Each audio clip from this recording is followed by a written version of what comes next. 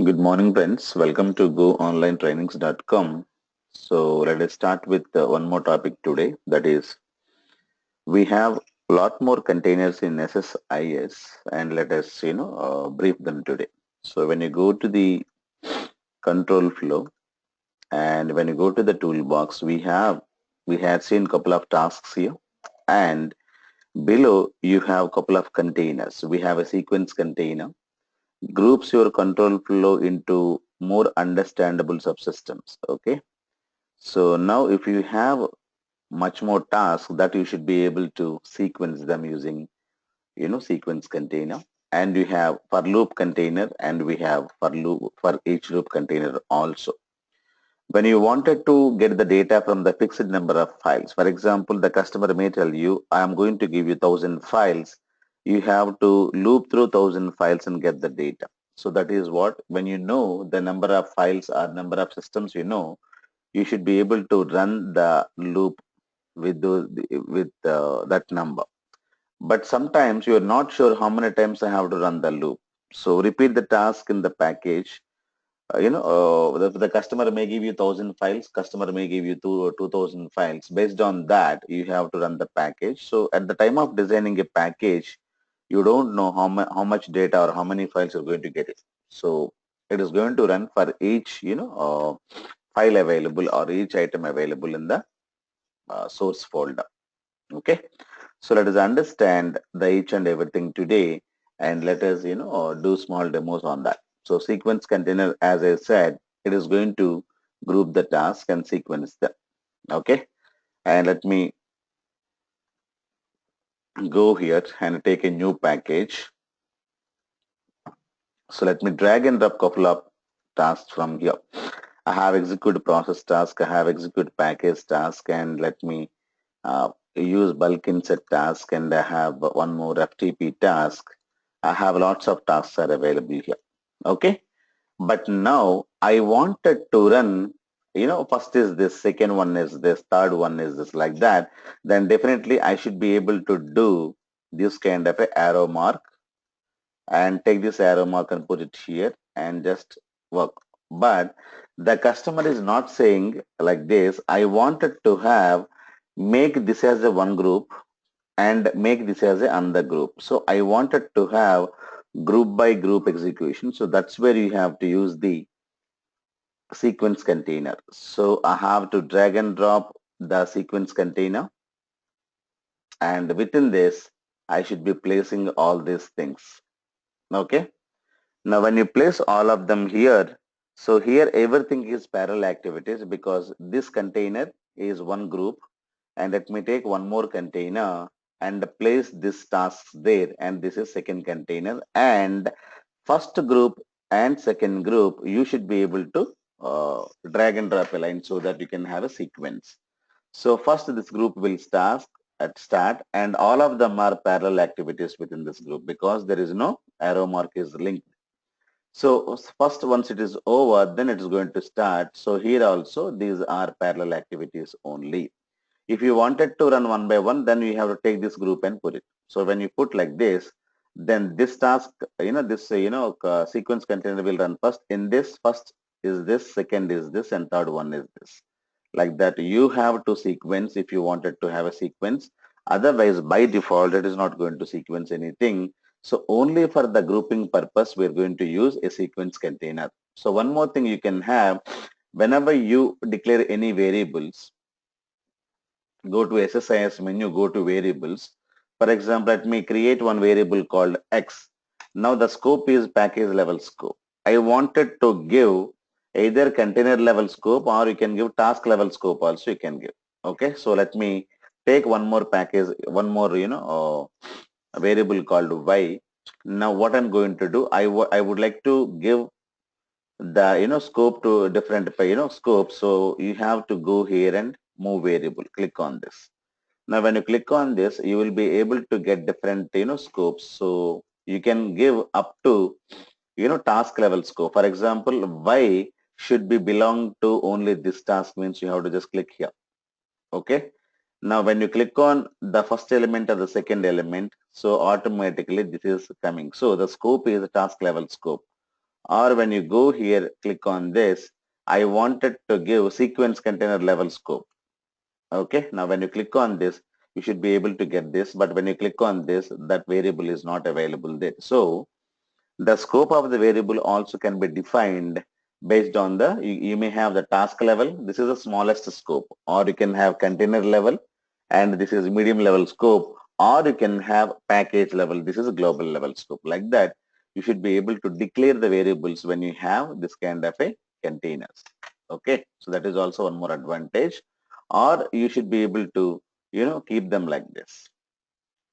So if you wanted to have a group by group execution, then you have to, use the sequence container. Okay, so sequence container, as the name suggests, it's not going to sequence anything. Remember that point. So you have to put this arrow mark if you wanted to have the sequence. If you don't put this arrow mark, all these tasks are parallel within this sequence container. So remember that point.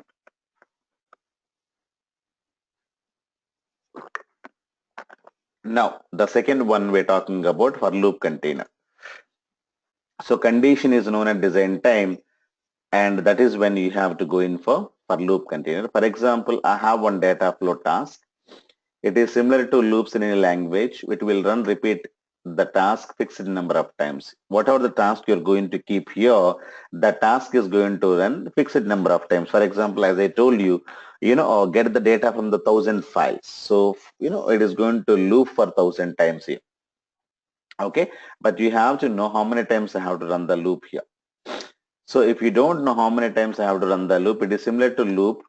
And when we do not know how many times we need to run the loop at the design time of the package, then we have to use for each loop container. So loop is executed for each item or for each file which is available in the source. Okay. So let me do small demo on the for loop container. So requirement is that insert 10 numbers in a table using for loop container. So this is what is a small task I'm going to do. So for the inserting data, normally we use execute SQL task, but execute SQL task can insert only one row, but I wanted to continuously insert 10 rows. So I'm going to repeat this task for, 10 times using for loop container. Okay. So let me go back here and take one package and let us see what is going to happen. So let me delete this and rename this to demo number 17 and for loop dot dtsx. So first we have to just go here and drag and drop for loop container. Okay. So when you take any loop always will have three things. What is loop? Loop will have? Loop will have starting value or the initialization, right? Start or initialization. And loop will have a condition, and the loop will have increment or decrement. So these are the things you should be able to understand. Okay. So we have to declare one variable here. So let me declare one variable, say x. Okay. X equals to say 1 here. This is the starting value. Then the condition here we have to put x equals to or less than or equals to 10. So 10 times only it has to run the loop. Then we have to understand here x equals to x plus 1. So if you write this kind of a statement, it should be able to work. You have to prefix at the rate symbol. So whenever you working with the variables in the loops, you have to prefix this. So the variable is x equals to 0. This is starting value. Then condition is x value should become, till it will become 10, you have to run the loop. So x equals to x plus 1. So let us create one variable here. So go to variables, and already I think we have one variable called x, right? So let me delete this. You can create any other variable, or you can also create x variable if you wanted to have. So the value equals to 1 here. So this is the package level scope. Now when you double click on this, you will have starting value, condition, then increment or decrement. Okay. Init expression means starting value. So here we have to write at the rate x equals to 1. So remember, we did not, keep at the rate symbol here, but we have to prefix the at the rate symbol at the time of writing the expression. Remember this point. The second point is x value less than or equals to 10. So 10 times it has to run the loop. So assignment means at the rate x equal increment or decrement at the rate x equals to at the rate x plus 1. So these are the values you have to understand. So starting value means init expression, condition means eval expression, and increment or decrement means assign expression. So these are the things you have to write, and this loop will run for 10 times. But now I wanted to insert the data, so let me place a execute SQL task here. And before that, let me create one small table. So create table, set test table, and let us have test ID as integer, only one column, and execute. Already we have this. So test new. Okay, it is created. And now let me select star from the table name. No data here. I wanted to insert the data. So insert into table name values. The values you should be able to get with the help of a variable. The variable is x here. Okay. Now this is what I have to keep. Copy this and go back, double click on this, and connection type is OLEDB, connection is new connection company, and here you have to copy and paste. So when there's a question mark here, you have to set the parameters and go and add one parameter. Here you have to click on this mark, okay, add, so that you will be able to get. If you want to remove like this, click on add, you will be able to get. So simply come here and you should be able to get x value. So x value is numeric, or you can take long also, no problem. So the parameter I told you, this is a first question mark, means 0th position question mark, and the parameter size is whatever be the size you're having, that is fine. So parameter name 0. So you have mapped, okay. So this is 0th position question mark. Okay, so that parameter, the parameter means x equals to 1. So first it is going to insert 1, then the loop will run, and loop will increment one value by 2, and it will insert 2, then it will check the condition, then increment by 3, then it will insert 3, like that. Okay, because we have used the insert statement here, it is going to insert those values. Okay, save and start the package. So when you save and start the package, it is able to perform its tasks, and simply go here and check whether you got 10 numbers or not. So you are able to get 10 numbers. So this is how you should be able to give the, or run the one task with the help of this. Clear? Now, let me take one more demo on the for each loop container. So let us see how is that going to work. Now, get the full path of each file from source and store in a table. For example, I wanted to have the paths for each files. I don't know how many files I have. So let me take, I have some files are there. Okay. So I want to, I don't know how many files are there, but it is now showing me 16 items are there. So it may be, less or more. I wanted to take the source, the path from each file I would like to store. What is the path for this file? Slash Bahubali feedback, then customer destination. Like that, I should be able to get the path of each file I would like to store in the destination. So this is what I'm planning to put. So I don't know how many files I have there. So you may have 10 files, 20 files, and whatever you wanted to have, you can have. So this is the thing I'm planning to do. Get the full path of each file from the source folder, and the path you're planning to store in a variable. Now, let me take a new package here.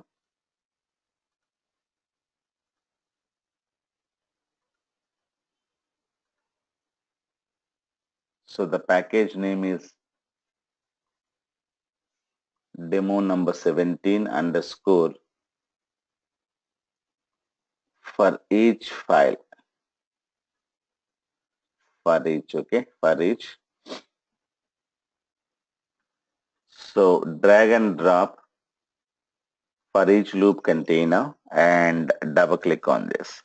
When you double click on this, when you go to the collection here, we have a lots of enumerators. Enumerator means lots of collections you are going to have.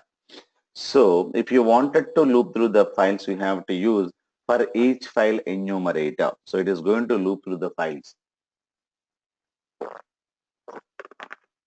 Then you have for each item enumerator. So for each item enumerator means you have to give, what are the files you wanted to have that you wanted to store it here. For example,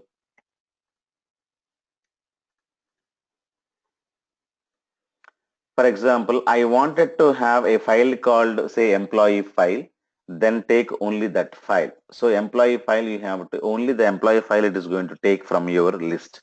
If you have one more department folder, you should be able to take, say department folder if you have or department file you have, only take that file and execute. So that you should be able to select whatever you wanted to have it here. For example, I don't want to take 1,000 files from my source folder. If the source folder is having employee file, take. If the source folder is having department file, then take. If the source folder is having sales file, then take. You can give a selection. So the folder names, the file names you can choose when you go for the for each item enumerator. But when you go for the for each file enumerator, so all the files it is going to take from the source folder, it is going to loop through. So that is here you can have a selection. So the names of the files, if you mention only those files will be taken. For the giving names, you have to click on columns and do it. Okay, then you have ADO enumerator to work with ADO datasets, and you have ADO.NET is there to work with ADO.NET datasets for .NET guys. And you have a variable for each from variable enumerator. When you have a object type is called object type data type. From that, if you wanted to get the data, you can use variable enumerator. You can also use XML to get the data from XML every node. So that is node list enumerator. And you have for each SMO enumerator, SMO means SQL management objects. I wanted to loop through all the tables. I wanted to loop through all the stored procedures. I wanted to loop through all the triggers. I wanted to loop through all the, SQL objects which are part of SQL Server. And you should be able to use for each SMO enumerator to work with the SQL Server in this. So now let us choose for each file enumerator because I wanted to loop through the files here. And so enumerator is very, very important. That perfect enumerator you have to choose here. So click. So this enumerator now, and the folder I would like to loop through is go to D drive. When you go to D drive, I have a folder called SSIS source data. I would like to take this. And I wanted to take all varieties of files. Star dot star means you can have all files, but you can also mention, star dot txt. You should be able to get only, the txt files. Like that, you can give any kind of an extension there. And I would like to get fully qualified path, complete path I wanted to have. And now you have to traverse subfolders. What is the meaning of traverse subfolders?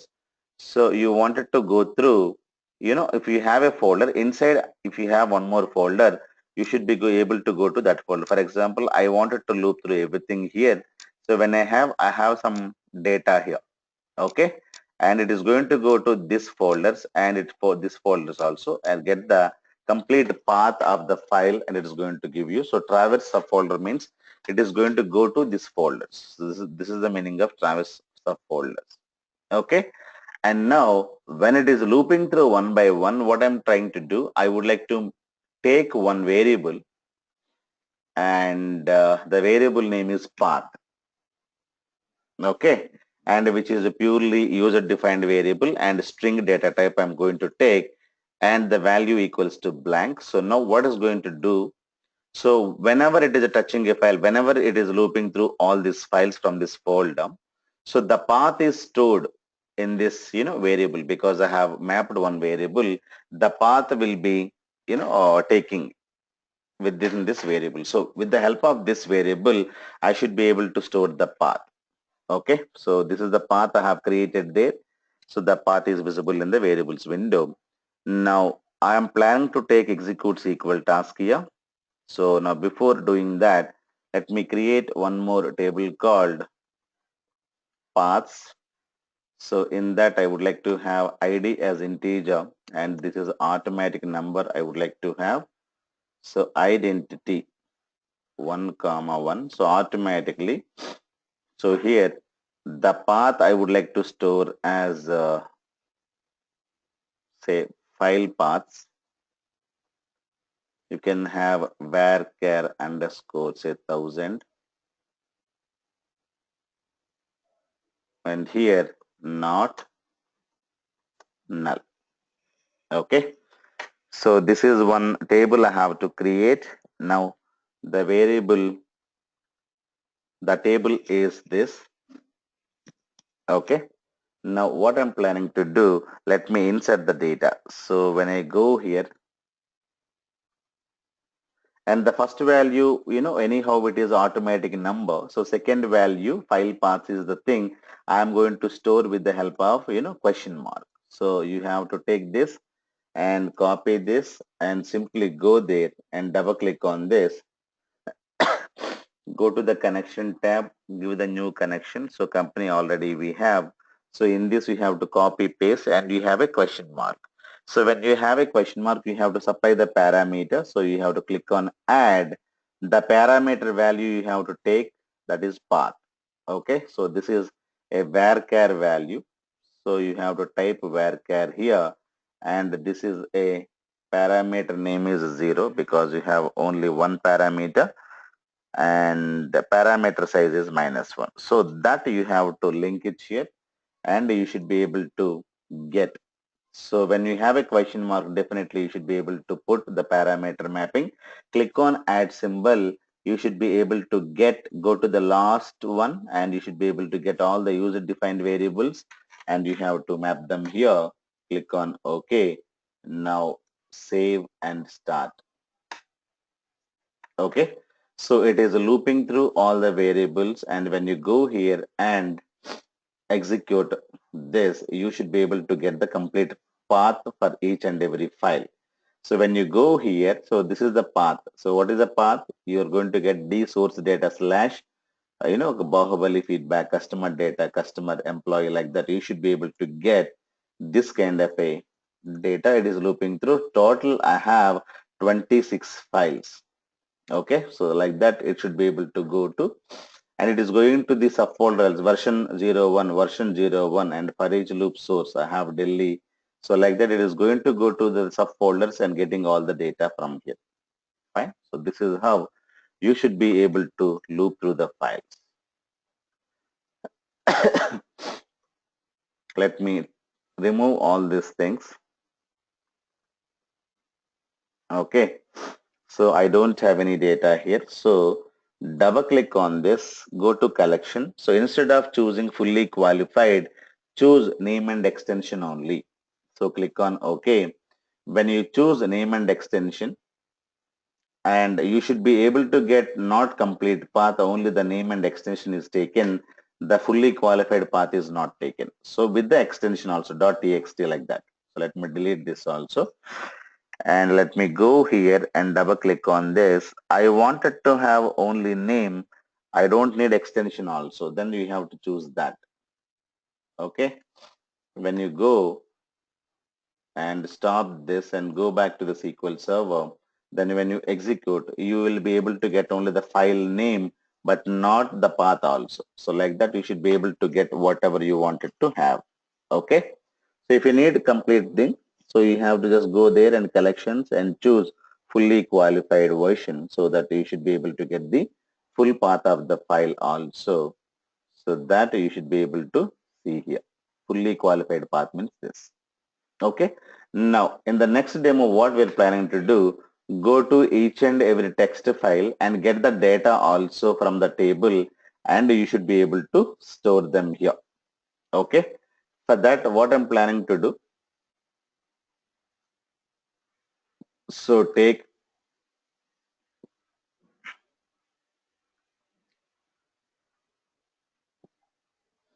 Oh, this is 18, right? Demo number 18. This is demo number 19. So I wanted to use for each loop and load data. Okay, so this is what I wanted to do. So let me drag and drop for each loop container. And when I go here, I have one more folder in this. I have lots of files are there. I have some data. So employee Bangalore data. So this is some data here. And let me show you Chennai data. I have some data here. And employee Hyderabad data. And I have some data here. So here you have to understand the column names are same, only the data is, differs from file to file. I have employee US data, I have some people there, and I have some employee Asia data here. I have written your names also. Okay, so this is the data I have, and all the data is available in different files. Now the thing is that take the data from different flat files and including Asia data also and load into SQL Server or load into any destination. So you have to loop through each and every file there. So I have to drag and drop for each loop container. And when you go to the collection, you have to use for each file enumerator. So where is that files are available? That files are available in D drive. So you have a SSIS source data. So this is where you planning to take not star purely text files data I would like to take and fully qualified choose and a traverse subfolder. So if you have a subfolder inside a folder, if you have a subfolder, it's going to go and get the data. And as usual, click on variables mapping. I wanted to take a variable called path, and using this path, I should be able to go to that value and get the data. Clear? So this is how you have to configure the value. Now, when you configure the value, so it is going to go to each and every file in this location. And whatever the file it is touching, that file path is stored in this location. Okay. Now, this path we have to supply to the data flow task to get the data. So I am planning to take a data flow task here and double click on the data flow task. So when you go here, so when you double click on data flow task, the files we are talking about flat files. So drag and drop flat file source, double click on this. So once you go here, you should be able to get FF source. Okay.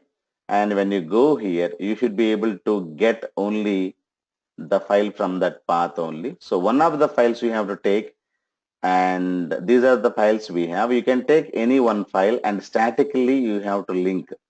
Okay. Preview. I have taken one file with Ranjan Jyoti Anushka Ramesh. So this is one statically you have to take a file and you have to move it. And take this data and directly go to the destination, and you can take OLEDB destination or SQL Server destination and go to the company database and create a new table, say employee data. Okay. Now already it is there. So employee data new. Okay. So the name of the table. So click on mapping. So all the data from only this file it is going to go because statically we had given the connection. Now the important point we have to understand. So dynamically you have to set the connection. So dynamic connection is the important point you have to understand. So how to make, source as dynamic connection. This is what I wanted to do it. So how to make dynamic connection? Let us see now. So go here. Now it is always picking up only this file data. So employee Chennai data. I don't want to take only this file data. I wanted to get the data, whatever the path, the variable you have declared, it is going to pick up one path, one file it is going to pick up. The path is stored in this. This path you're going to pass it to this fellow. So right click on this, go to properties. So you have to get this window, expression window, click on expressions, click on dot, dot, dot. Now when you go here, you have a connection string which is available here. Okay. So the connection you're going to get with the help of this variable. So when you click on this, I don't have any value here, but slowly you should be able to get the value from this dynamically, and this will become a dynamic connection. So when you execute this task, it is going to pick up a single file. Okay. So it is going to pick up this file.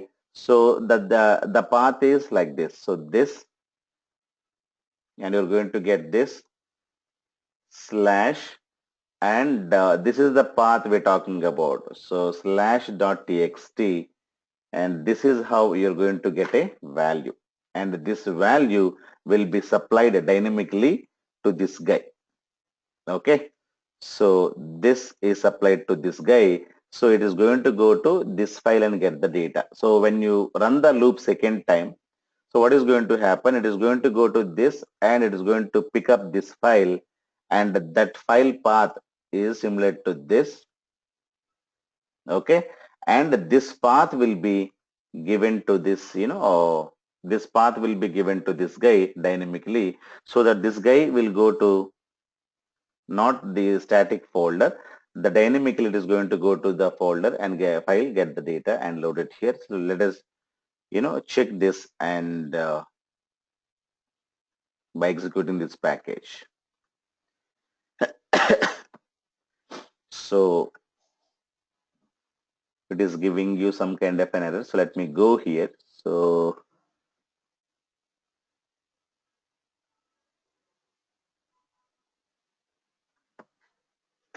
okay, so there is a problem here.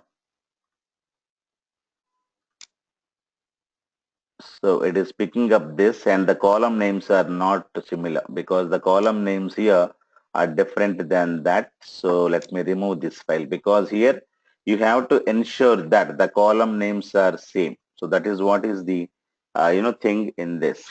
Okay. So get the data from all flat files and load into SQL Server, and this is what is the requirement. And the requirement for each file contains different data but same structure. Columns are same, but the data is differs here. So that is what you have to do it. So it is getting failed because of that only. So fully qualified, and we have taken this as a source, and we have to declare one variable path. We have to declare here, and the dynamically we have to go to this path and make the connections. All of them we had done it. So let me just go here, and it should work without any issue because I have removed the file. Okay, so it is loading all the data.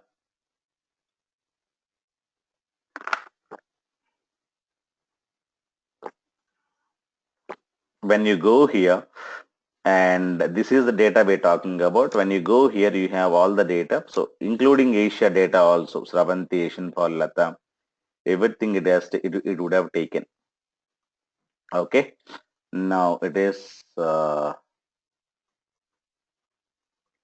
employee data. No.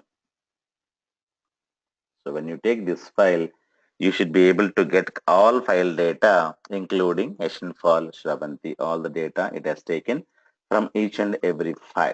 So if you have multiple files, you have to dynamically give the connection. You should be able to load the data dynamically with the help of this. Okay, let me delete everything. I don't have any data. So let me go here and show you something. So how do you guarantee that it is taking all the, each and every file from this? Okay. So you wanted to troubleshoot. Sometimes the people may ask you, we have 1,000 files here, but it is picking up only 300 files or 100 files. I wanted to ensure that, it is taking each and every file from this source folder.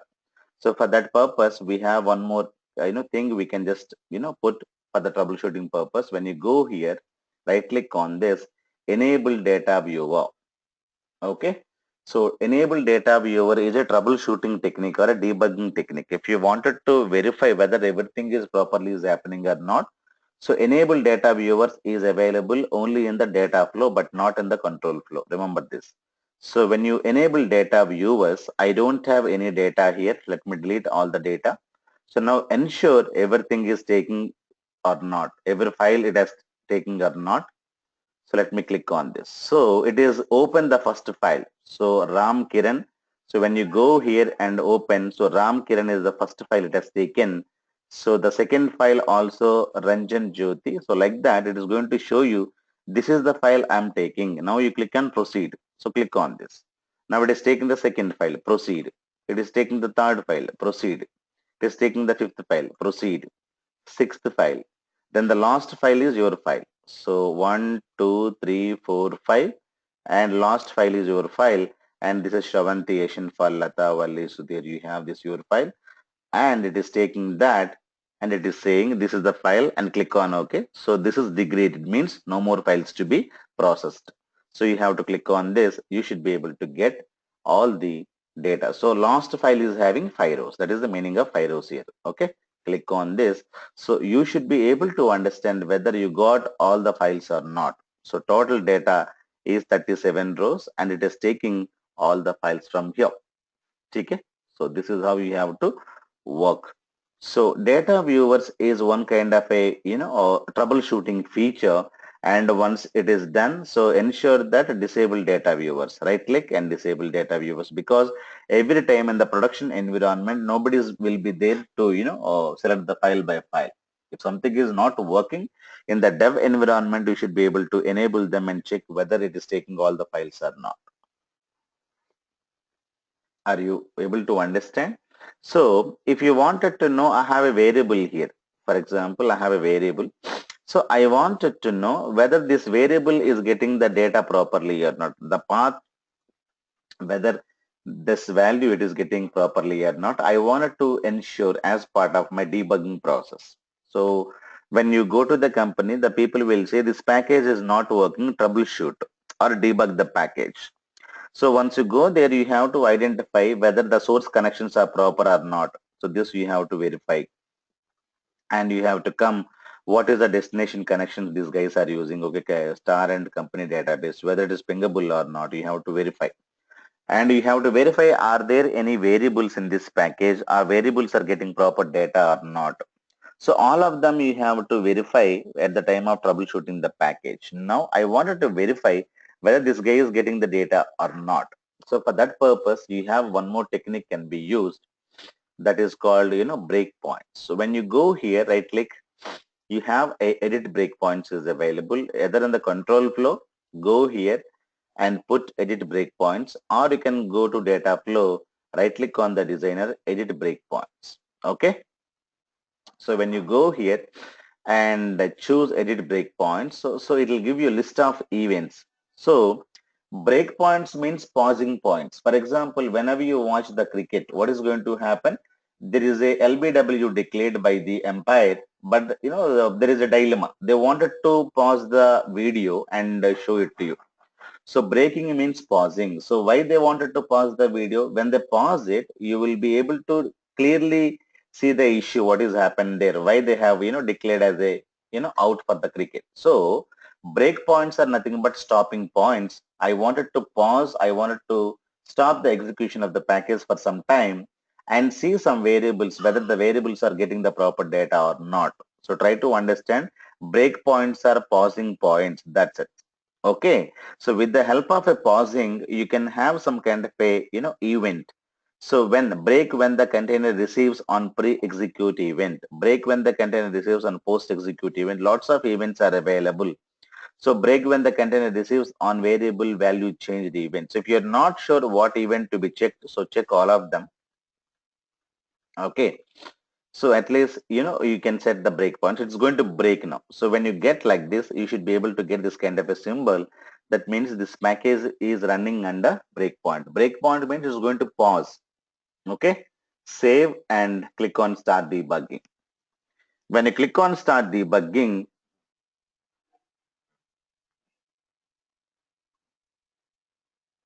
it's not stopped. So why it's not stopped? Let me. Let me take only one or two. This one on variable value change or custom event. So start this. Why it's not stopping? I don't know. Suddenly it works sometimes and it doesn't work sometimes.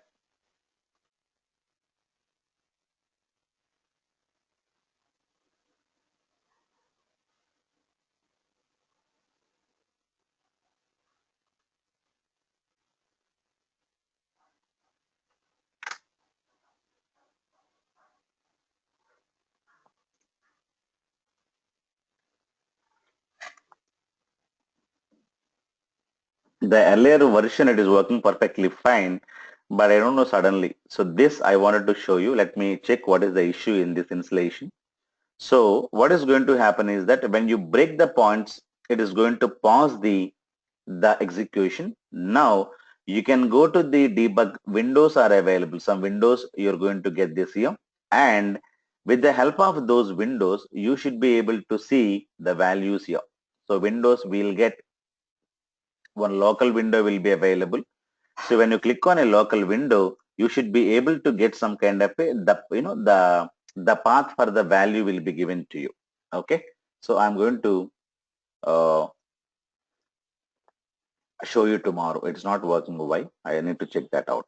Okay. So when you planning to understand or when you're planning to move some kind of a connections or planning to check dynamically whenever the package is running during that time only you wanted to verify whether this package is executing properly or not, whether the variables are getting properly or not, you have to right click on this and edit breakpoints. You have to check at your side also. You can check all of them and verify once whether it is working fine or not. Please check once.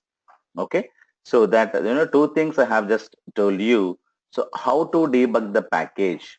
If somebody asks, the debugging technique is one technique you can use, data viewer you can use, and you can also apply breakpoints. Okay, when you apply breakpoints here you can check variables. That is the purpose. Check variable and its values. Check variables and its values. You should be able to check at the time of executing the package. It's going to pause the package for some time and go to the debug menu, and here debug menu you will get a window called a locals window. Okay, so with the help of locals window you should be able to get,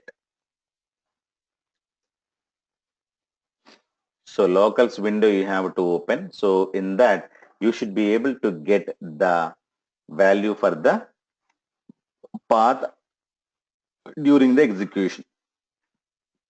So the path has to get, the path for the value, it has to, take the first file, this file, and second file, third file, fourth file. Automatically the paths would be changing there. That you should be able to get it. Are you clear? So this is what is called dynamic connections and everything. Now next demo I wanted to show you move files with the timestamp. So whatever the data you have processed, now you have to take the data from the source folder and move these files to archive folder. For example, I have processed all this data, right? So I have taken all this data and processed. Now take all these files, you have to move them and archive folder. And whenever you move to the archive folder, you planning to give the timestamp to each and every file saying that the file has been processed and the file has been going to be archived. Okay. So this is also one requirement. So whenever you process the file here and take this file, and you should be able to move with the timestamp to the archive folder. So let me do small demo on this. So go here and 19,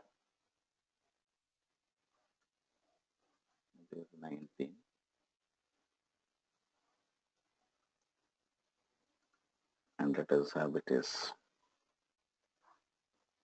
demo 20 on timestamp. Okay. So whenever you're going to get the data, so take for each loop container, and before that, let me take source folder. So I wanted to take this as my source folder.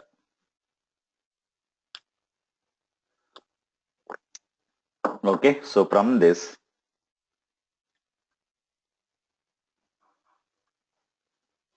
so this would be a string for you, and all the data from this you're planning to take, and I wanted to move all the data to the destination folder, and the destination folder I would like to have as this.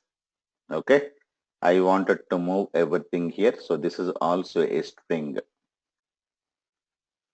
Clear? So I have taken source folder and destination folder as per the requirement.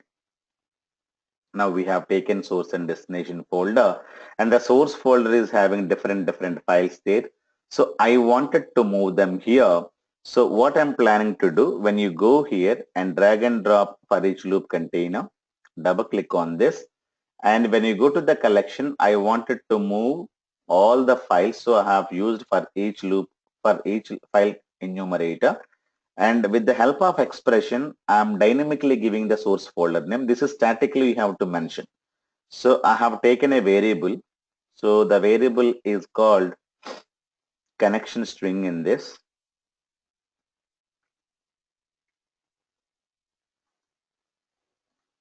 So this is the data I am planning to put as a source folder. And this is the directory I'm going to take as a source. Okay. Now dynamically I had given it here. So this is the one. So I am planning to choose as a, so this is, not much sense. And here file start files. And here I am planning to take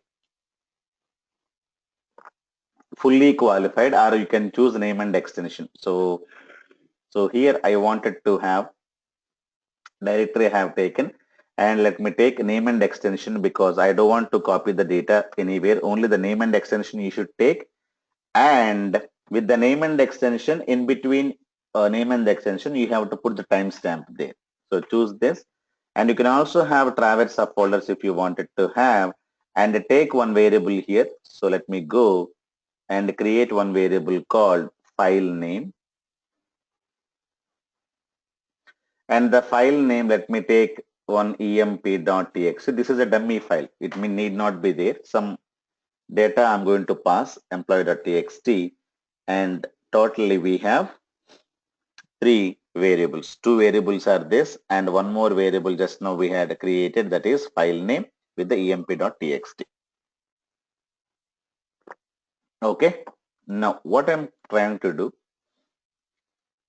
let me create one more variable, source file full file path.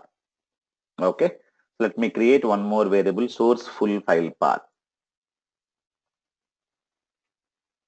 Source full file path is the variable, and which is a purely a string value. And here, when you go there and go to the expressions, and so source folder, drag and drop, and this is the folder, and you have to add plus and double quotes and double quotes and double slash, so that you will be able to get single slash plus and the file name. Okay, so this is how you're going to get full file path from the source folder dynamically. Okay, I have written an expression. So this is going to give you a source file from this. Now, I have already taken an expression. Let me create one more thing. So destination full file path.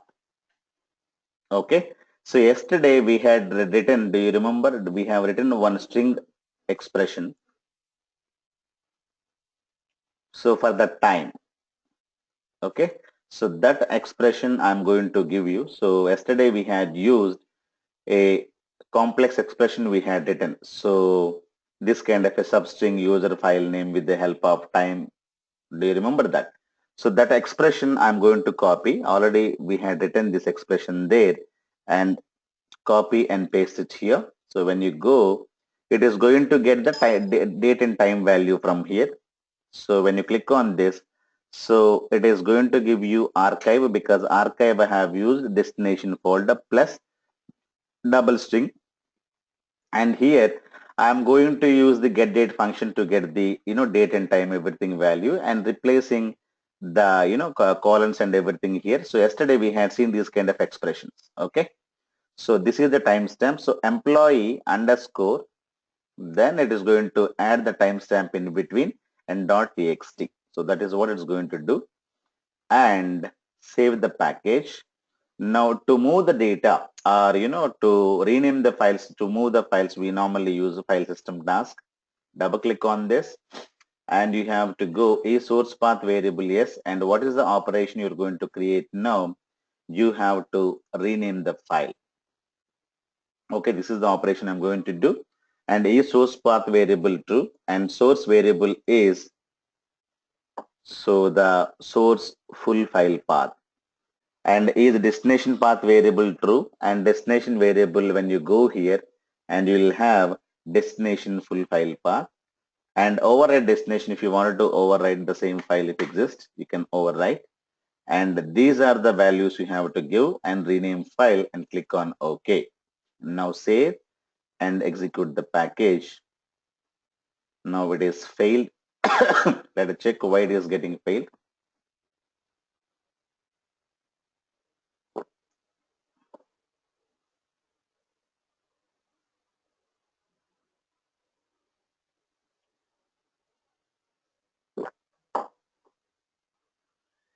So it is saying that it is not able to find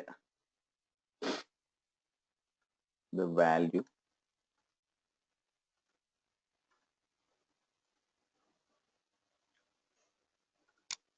Why it is going again and again. Okay, so it is.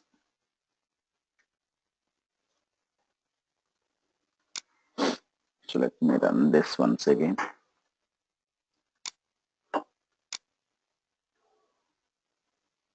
Let me take some more data and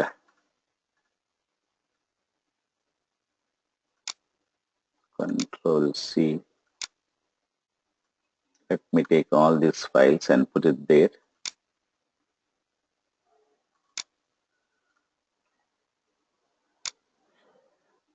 Okay, so let me put 1 second and remove why it is failing. Let us see.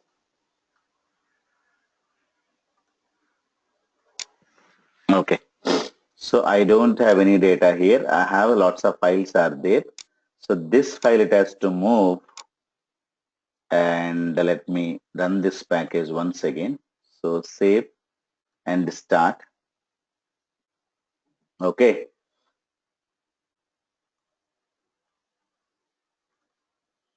Oh, now this time the path I have to change it here. The source path, source folder, I have removed this, right? So I have to remove this, right? Now from here only it is taking. So the files are here. Still the files are here. So this is the path we have to give. Then I had given and save and execute. Now it has done something. Let me go here. And I don't have any data in the source folder, but let me go to the archive folder. You should be able to get the timestamp. So earlier it was failing because of it is, trying to, go to this path and slash. Inside that we have one more folder called Asia files. Okay. So second time it is going here dynamically, this path is not getting updated. So the path, this path I'm talking about. So slash, when you have something here, when you have one more folder inside this, if you have any folder like this, it is not able to go to that folder dynamically and giving you errors. So because here we are not dynamically passing the value, otherwise it's going to work now. So this is what you have to, this and this is giving you dynamically the connection names and the complete path and the time and everything. And with the help of that, this fellow is moving the activities from source folder to the destination folder. And whenever you go to the destination folder, you ensure that the timestamp is added. So this is 2016 August 18, and this is the time we're talking about. Clear? Like that, each and every file, it is not able to get the raw file because it is not able to read the raw files. It is simply leaving as it is. So that is fine. So remaining data, we are able to proceed here and we are able to get the things done there. Clear? So this is what you have to understand, because that file it is not able to get recognized because raw files is machine readable files, right? So this is not having any extension. It is not able to understand that file. That is fine. Okay. So like that, you should be able to choose here. But whenever you choose something, make sure that you're going to choose name and extension only, because fully qualified path we don't need at the time of doing the demos here. Clear? So this is what is called, move the data with the timestamp columns and all. Clear? Any questions, guys?